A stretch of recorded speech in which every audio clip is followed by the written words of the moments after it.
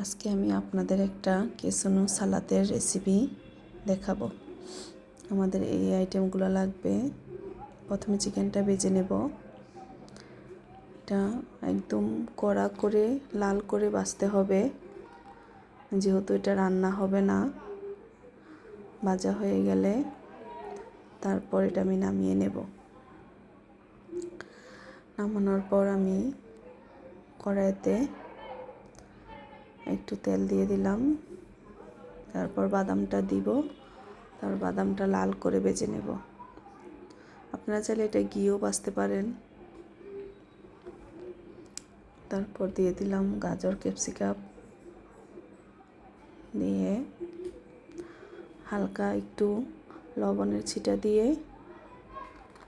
তারপর ঢাকনা দিয়ে ঢেকে নেব। ঢেকে নেওয়ার পর একটু পানি আসছে, এটা এখন হাই হিটে রান্না করতে হবে। দিয়ে দিলাম টমেটো দেওয়ার পরে একটু শসা দিয়ে হাই হিটে রান্না করতে হবে, যাতে এটা পানিটা না আসে।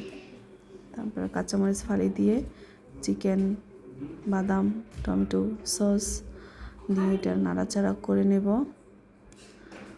এই যে আমাদের রেডি হয়ে গেছে কেসনো সালাদ। দেখেন কালারটা কি সুন্দর আসছে, খেতেও অনেক মজা হয়েছে। আপনারা